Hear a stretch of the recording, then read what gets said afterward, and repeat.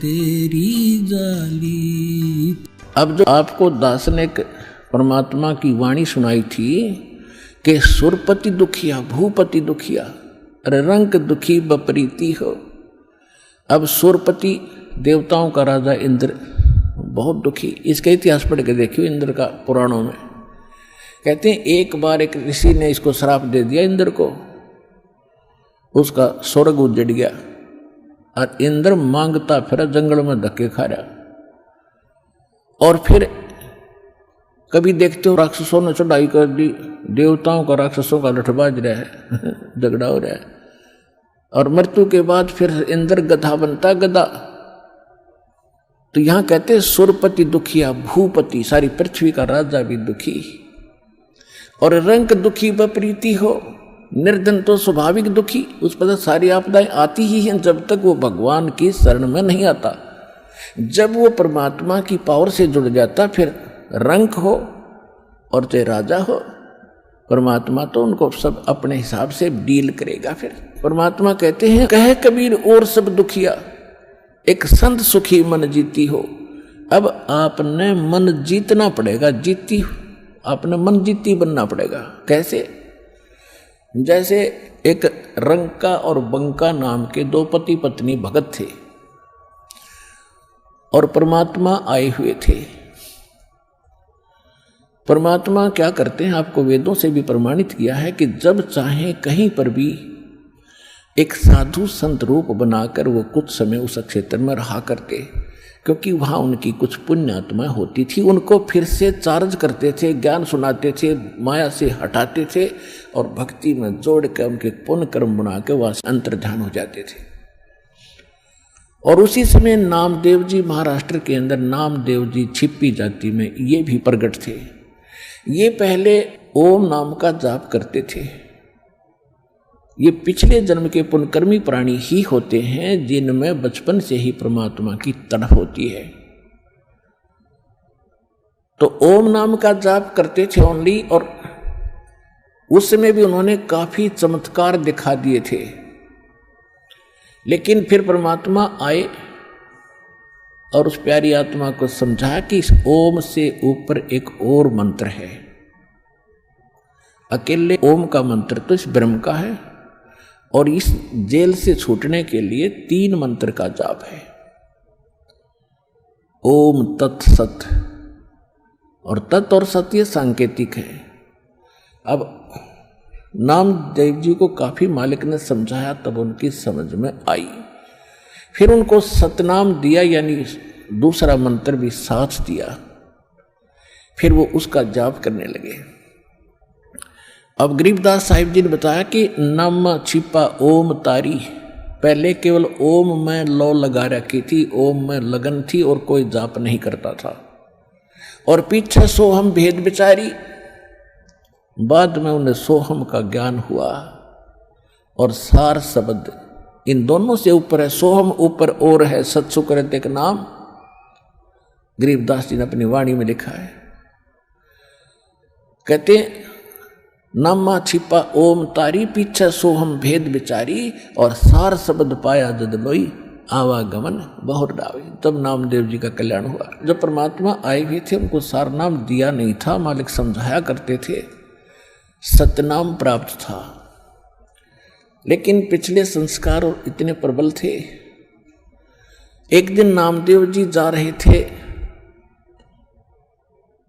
कहीं से, और साथ में रास्ते में एक मंदिर था।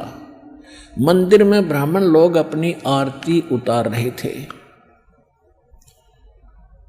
और आरती उतार रहे थे, बड़ी लय से गा रहे थे। नामदेव जी के भी वो परमात्मा की आरती का धुन लगी। वो तो घंटियां बजा रहे थे, कोई ऐसे झालर पीट रहा था, लगा रहा था। और उसने अपनी दोनों जूती निकाल ली, जूती होती थी, दोनों निकाल ली, उनको ऐसे बजाते हुए, और वो आरती गाते हुए ब्राह्मणों के बीच में घुस गए भगवान के दर्शनार्थ मंदिर में। अब पंडितों ने देखा कि ये छोटी जाति का हाथों में जूते लेकर आ गया हमारे बीच में, इसने तो भ्रष्ट कर दिया भगवान के मंदिर को। और वो धुन में लगे हुए थे, उनको धका में दावा नहीं, वो अपने मंडरे उसको पकड़ कर जबरदस्ती घसीट के और मंदिर के पीछे पटक दिया। वो वहां पड़े पड़े भी ऐसे आरती गा रहे और जूतियों से पीट रहे। परमात्मा ने वो मंदिर का मुख नामदेव की तरफ कर दिया। पंडित जी पिछली साइड में पिट झालर पीछे न खड़े।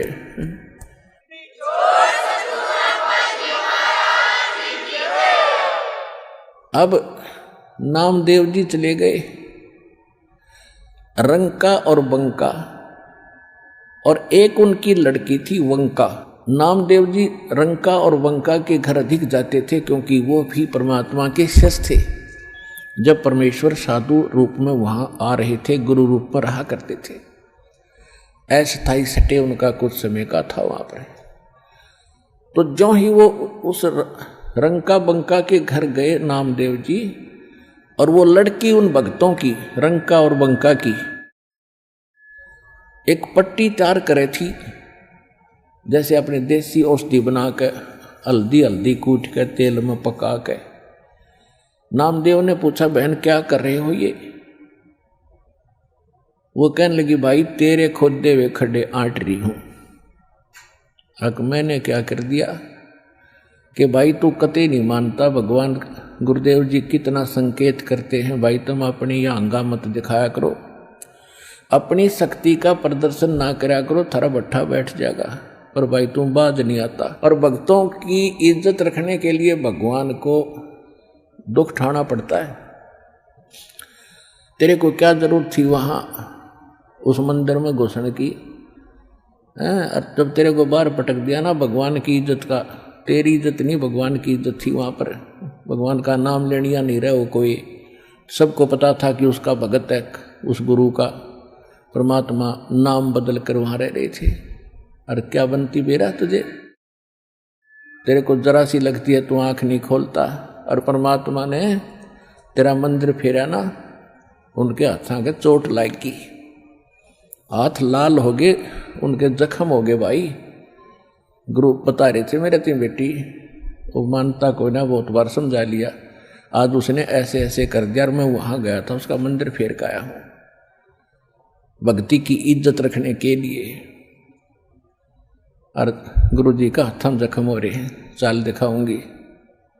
अब वो लेकर गए, पट्टी बांधी, नामदेव पढ़कर चरणों में रोने लग गया, महाराज मेरे से गलती होगी। बेटा भक्ति भाव में गुरु जी के आदेशानुसार चलना चाहिए आपने।